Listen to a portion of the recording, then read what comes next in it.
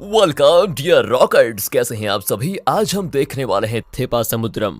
Movie की शुरुआत में हम तीन दोस्तों और कुछ गुंडों के बीच मारपीट होते हुए देखते हैं, जिसमें गुंडे उन तीनों को आखिरकार मार डालते हैं। दोस्तों, तीनों को मारने के बाद गुंडे वहां से चले जाते हैं। उनके जाने के बाद इंदु नाम की एक लड़की आकर जब इन तीनों की लाश को देखती है तो वो जोर जोर से रोने लगती है। अब ये सब कुछ क्या चल रहा है ये तो हमें आगे पता चलेगा, क्योंकि सीन यहाँ से कुछ दिन पहले के समय पर होता है शिफ्ट, और जिस गाँव की ये कहानी है उसका नाम है थेपा समुद्रम। अगले सीन में हम देखते हैं कि पुलिस स्टेशन में पुलिस वाले किसी राजू नाम के बंदे को लाकर पीट रहे होते हैं। पुलिस वाले राजू से जानना चाहते हैं कि गांव से जो छोटी लड़कियां गायब हो रही हैं, उन्हें आखिरकार कौन गायब कर रहा है। उसी दौरान वहां पर एंट्री होती है एसआई गणेश की, जो कि पहले तो राजू को बहुत बुरी तरह टॉर्चर करता है। फिर उससे कहता है कि जल्दी से बताओ जो भी जानते हो, क्योंकि अगर इन्वेस्टिगेशन में तेरा नाम आ गया तो सोच ले तेरा एनकाउंटर हो जाएगा। वहां पर दोस्तों खड़ी एक लड़ी कांस्टेबल गणेश से बोलती है कि सर, इस राजू की उम्र 50 साल है, भला ये स्कूल जाने वाली लड़कियों का बलात्कार और मर्डर क्यों करेगा। गणेश कहता है कि लगता है तुम न्यूज़पेपर नहीं पढ़ती। 70 साल के एक बूढ़े ने एक स्कूल गर्ल का बलात्कार और फिर बेरहमी से उसका खून किया था। कल ही की तो खबर छपी थी कि 50 साल के आदमी ने चॉकलेट का लालच देकर एक लड़की के साथ दुष्कर्म किया। यहाँ से सीन मुड़ता है विजय, विवेक और प्रभु, इन तीन बंदों की तरफ, जो कि तीनों बहुत अच्छे दोस्त हैं। और स्टार्टिंग के सीन में हमने इन्हीं तीनों को देखा था जो कि गुंडों से भाग रहे थे। तो वैसे बात करें विजय की, तो वो ऑटो चलाने का काम करता है। प्रभु उसी के पैसों पर पल रहा होता है। बाकी विवेक भी दिन भर अपने फोन में अश्लील वीडियोस देखता रहता है। और इन तीनों की अभी बातों से पता चलता है कि विजय किसी इंदु नाम की लड़की से प्यार करता है, वो भी आज से नहीं, बचपन से, मगर आज तक वो उसे कह नहीं पाया। दोस्तों, यहाँ से सीन इस गांव की एक राइस मिल की तरफ जाता है, जहाँ पर हम गाजा नाम के एक आदमी को देखते हैं, जो कि इस राइस मिल की आड़ में चावल के पैकेट्स के अंदर गांजा स्मगलिंग करने का काम करता है। और यही चीज जब राघव नाम के एक दूसरे आदमी को पता चलती है तो उसने गाजा को ये सब करने से रोका, पर गाजा ने उल्टा राघव को मार दिया। अब दोस्तों, जैसे कि मैंने आपको बताया कि विजय अपने दोस्तों के साथ ऑटो चलाता है, तो उसे हम कुछ स्कूल की बच्चों को स्कूल ले जाते हुए देखते हैं, जिसमें से एक लड़की का नाम बुंजामा होता है। रोज विजय का यही नियम था, अपनी ऑटो से इंदु की स्कूटी का पीछा करना, और आज भी जैसे इंदु काम पर जाने के लिए निकलती है वैसे ही विजय उसके पीछे लग जाता है। और इस दौरान आगे चेक पोस्ट पर गणेश पहले इंदु को देखता है और फिर विजय को स्कूल की लड़कियों को ले जाते हुए देखता है। यहाँ गणेश को विजय पर होता है शक कि कहीं यही तो लड़कियों के गायब होने के पीछे जिम्मेदार तो नहीं है। इसके बाद पुलिस स्टेशन में एक रिपोर्टर गणेश से मिलने आता है। वो गणेश से कहता है कि आपने राजू को क्यों पकड़ कर रखा हुआ है, वो तो बेगुनाह है। मैंने इस केस की अच्छे से छानबीन की है। ये लड़कियां आज से नहीं बल्कि 15 साल पहले से गायब हो रही है। ऊपर से जो लास्ट लड़की गायब हुई थी तब राजू गाँव में था ही नहीं। फिर वो रिपोर्टर गणेश को कुछ वीडियोस और सबूत वगैरह दिखाता है, जिनको देखकर गणेश राजू को छोड़ देता है वैसे, और रिपोर्टर भी चला जाता है वहां से। इसके बाद वहां पर एक महिला रोते हुए आती है। वो गणेश से कहती है कि मेरा पति राघव सुबह से घर नहीं आया, वो गाजा की राइस मिल में काम करता है। अब दोस्तों, गाजा काफी खतरनाक आदमी है। ये बात जैसे ही गणेश को पता चलती है तो वो भी गाजा से मिलने की ठान लेता है। फिलहाल अगले दिन की बात है, जब इंदु की स्कूटी खराब हो जाती है तो वो एक जगह जाने के लिए विजय के ऑटो में बैठ जाती है, और ये चीज देखकर विजय बड़ा खुश होता है। पर कुछ देर के बाद उस ऑटो में गणेश भी आकर बैठ जाता है। असल में गणेश और इंदु एक ही जगह किसी एनजीओ में जा रहे होते हैं, जो बात इन दोनों को बातों ही बातों में पता चल जाती है। और इन दोनों को बातें करता देख विजय को लगता है कि बस अब तो उसका पत्ता पूरी तरह कट चुका है। यहाँ इंदु गणेश से बताती है कि मैं एक टीवी रिपोर्टर हूँ और मेरे पास मिसिंग लड़कियों के बारे में कुछ सबूत है जो मैं आपसे पर्सनली मिलकर दिखाऊंगी। साथ ही दोस्तों, एनजीओ से इंदु को ये भी पता चलता है कि कोई पिछले 15 सालों से इंदु के नाम पर डोनेशन कर रहा है। एनजीओ से उसका नंबर भी इंदु को मिल जाता है,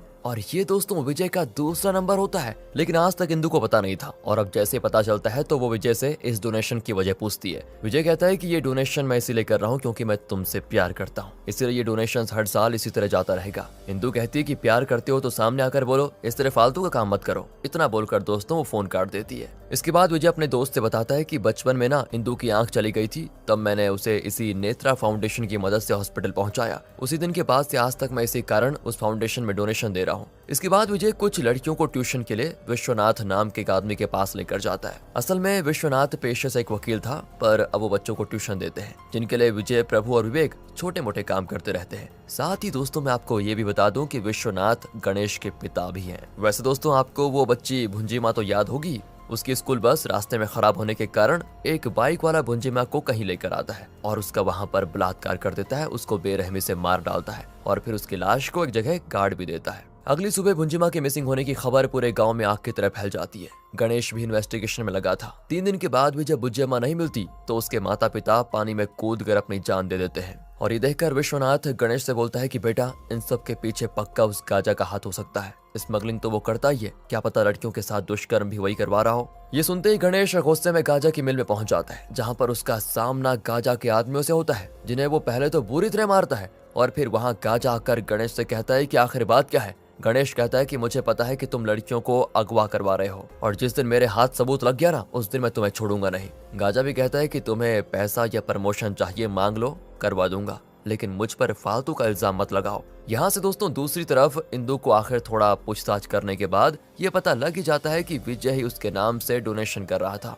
इसलिए वो तुरंत ही खुशी से विजय के मेन नंबर पर कॉल करके उसको एक जगह मिलने के लिए बुलाती है। ये बात सुनकर विजय भी बड़ा खुश हो जाता है, तो वो विवेक से कहता है कि मैं तो इंदु से मिलने जा रहा हूँ, बाकी तुम विश्वनाथ सर की बाइक ले जाकर नैना नाम की लड़की को पिक कर लेना, ठीक है। लेकिन दोस्तों अब रात में होता यह है कि नैना को भी कोई भुंजी माँ की तरह मार कर गाड़ देता है और ऐसा लग रहा था जैसे कि ये लड़कियां इस आदमी को जानती हो, तभी वो आराम से उसके साथ चली जाती है। इस घटना के बाद गणेश अपने पिता विश्वनाथ पर शक करता है, क्योंकि पिछली रात गांव वालों ने उनकी बाइक को देखा था, इसलिए वो अपने पिता से पूछताछ करने लग जाता है। वो कहता है कि आप बच्चों को ट्यूशन क्यों देने लग गए। विश्वनाथ जवाब देता है कि तुम जब बोर्डिंग में पढ़ने चले गए थे तो मैंने अपना अकेलापन दूर करने के लिए काम शुरू किया, और रही बात मेरी बाइक की, तो वो 2 दिन से रिपेयर के लिए गई हुई थी, मैंने विवेक को उसको लाने के लिए कहा था। ये बात सुनते ही गणेश विवेक को अरेस्ट कर लेता है दोस्तों। अब दूसरी तरफ विजय को गांजा कुछ चावल के पैकेट्स दूसरी जगह पहुंचाने को देता है। जाहिर है इन चावलों के अंदर गांजा मौजूद होगा, जो कि दोस्तों विजय को नहीं पता। तो वो आज रात इंदु से मिलने की खुशी में झूमते हुए जा रहा था, तभी चेक पोस्ट पर पुलिस उसको पकड़ लेती है और साथ ही साथ उसको ये जानकर बड़ा शौक लगता है कि वो चावल लेकर जा रहा था उसमें गांजा है। ऊपर पुलिस स्टेशन में विवेक भी मौजूद था,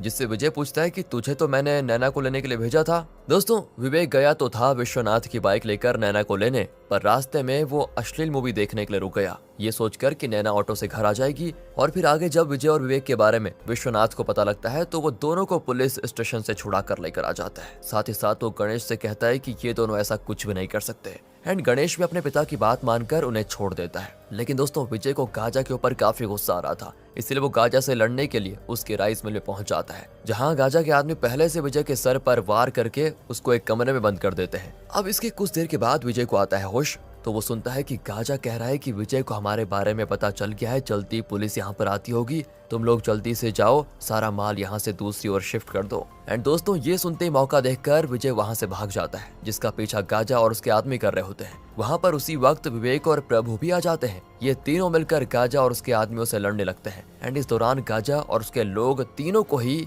मौत के घाट उतार देते हैं। दोस्तों कुछ देर के बाद यहाँ पर इंदु आती है, जो कि विजय की लाश को देखकर फूट फूट कर रोती भी है। पर तभी हम देखते हैं कि इंदु को इस तरह रोते हुए देख विजय, प्रभु और विवेक की आत्मा देख रही है, और ये तीनों आत्माएं अब पहुंचती है कब्रिस्तान, जहां उनकी मुलाकात राघव, जिसे गाजा ने शुरुआत में मार दिया था, और साथ ही साथ एक बूढ़े आदमी की भी आत्मा मिलती है। इसी बीच इन सभी को कुछ लड़कियों की रोने की आवाज आती है, और ये कोई और नहीं बल्कि बुज्जिमा और नैना थी। मतलब कि ये दोनों भी मर चुकी हैं, मतलब कि इन दोनों की आत्मा। पूछने पर दोनों बताती हैं कि हमारा बलात्कार और खून करने वाला कोई और नहीं बल्कि एसआई गणेश है। दोस्तों ये बात सुनकर विजय एकदम से बौखला जाता है कि ये तो साधु के भेष में दरिंदा निकला। विजय को समझाते हुए बूढ़े आदमी की आत्मा कहती है, हम ना तो किसी को छू सकते हैं और ना हमें कोई सुन सकता है, ना ही हम किसी को दिखाई देते हैं, भला हम कर क्या लेंगे। हमें सिर्फ एक ही आदमी देख और सुन सकता है, जो कि खास नक्षत्र में पैदा हुआ हो, पर वो आदमी कौन है और कहाँ मिलेगा यह हमें नहीं पता। तो विजय अपने दोस्तों के साथ गाजा की मिल में जाता है, जहां गणेश भी मौजूद होता है। यहाँ कुछ और बातों का खुलासा होता है दोस्तों,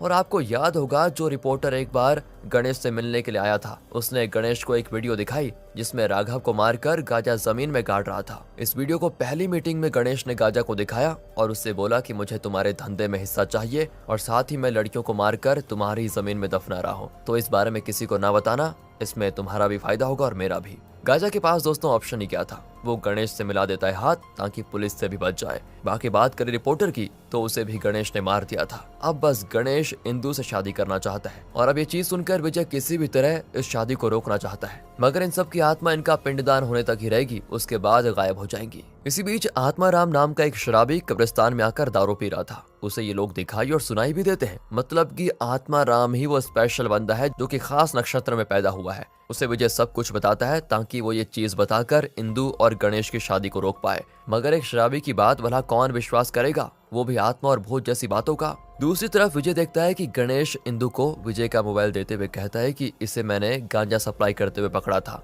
तब उसका फोन मेरे पास रह गया था। दोस्तों उस फोन में विजय ने इंदु की फोटो वॉलपेपर पर लगाई हुई थी, जो देखकर वो थोड़ा खुश हो जाती है। लेकिन इसके बाद जल्दी विश्वनाथ इंदु और गणेश की शादी को फिक्स कर देते हैं। इस दौरान गणेश एक और आशा नाम की लड़की का बलात्कार और खून करके उसे भी दफना देता है। जो घटना विजय सहित सारी आत्माएं अपनी आंखों के सामने होती हुई देखती हैं, पर कुछ कर नहीं पाती। आशा भी मरने के बाद इन लोगों में शामिल हो जाती है। और रही बात इंदु और गणेश की शादी को रोकने की, तो आत्माराम सीधे जाकर गणेश की सच्चाई उसी से कह देता है। तो बस उससे भी गणेश मौत के घाट उतार देता है। मतलब कि इन लोगों का आखिरी सहारा भी आत्मा बन चुकी है। विश्वनाथ इधर ऐलान करता है कि जब तक इन लड़कियों को गायब करने वाला दोषी पकड़ा नहीं जाता, तब तक मैं अपने बेटे की शादी नहीं करूंगा। पर दोस्तों, गणेश को तो इंदु से जल्दी शादी करनी थी, इसलिए वो गाजा से बात करके उसके 4 आदमियों का एनकाउंटर कर देता है और एक कहानी बनाता है कि ये लोग गांजे की स्मगलिंग का काम गाजा की पीठ पीछे करते थे और इन्होंने गांव की छोटी बच्चों को भी मार डाला उनका बलात्कार करके। ये होते ही इधर इंदु के साथ गणेश की शादी हो जाती है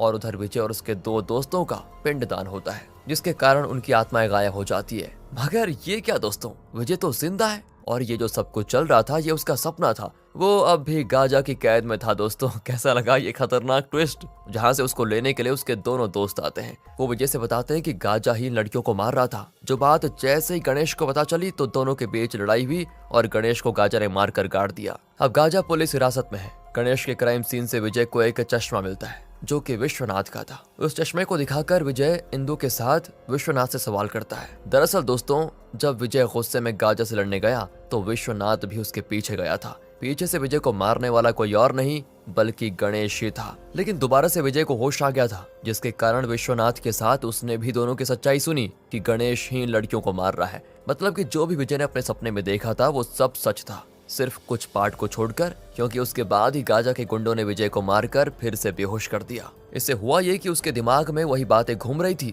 जिसे उसने सपने के रूप में देखा था। और बाकी बात करे विश्वनाथ की, तो वो अपने बेटे की सच्चाई को जानकर शॉक में चला गया। असल में गणेश को बचपन से ही ऐसी अश्लील मूवी देखने का शौक था और उसने बचपन में पहला हमला इंदु पर ही किया था, जिससे उसकी उस समय आंख चली गई थी, जिसे विजय ने बचा लिया था। बाकी गणेश ने उस दौरान एक और बच्ची की जान ली थी। साथ ही जब विश्वनाथ को पता चला कि गणेश ऐसी वीडियोस को देखता है, तो उन्होंने गणेश को दूसरे शहर पढ़ने के लिए भेज दिया, इस उम्मीद में कि वो सुधर जाएगा। पर वो तो और ज्यादा बिगड़ चुका था। उसने कई मासूम बच्चों की जान ली थी। तो दोस्तों, इस तरह अपने बच्चे की ऐसी हरकत को देखकर और जब वो बड़े होकर भी सुधरा नहीं, तो विश्वनाथ और उसकी बीवी ने मिलकर गणेश को खाने में जहर देकर मार दिया और फिर उन्होंने गणेश की लाश को उसी जगह पर गाड़ दिया जहां वो बाकी लड़कियों को गाड़ा करता था। और इस तरह गाजा फंस गया दोस्तों, क्योंकि ये जमीन गाजा की थी। और फिर गाजा और उसके आदमियों का पुलिस ने एनकाउंटर कर दिया। बाकी विश्वनाथ ने अपने बेटे की सच्चाई इसलिए छुपाई क्योंकि अगर लोगों को पता चलता कि ये उसका बेटा था और इसने अपने बेटे का खून कर दिया तो ये अच्छा नहीं होगा। तो आखिर सीन में हम इंदु और विजय की शादी होते हुए देखते हैं और ये मूवी यहीं पर खत्म हो जाती है दोस्तों।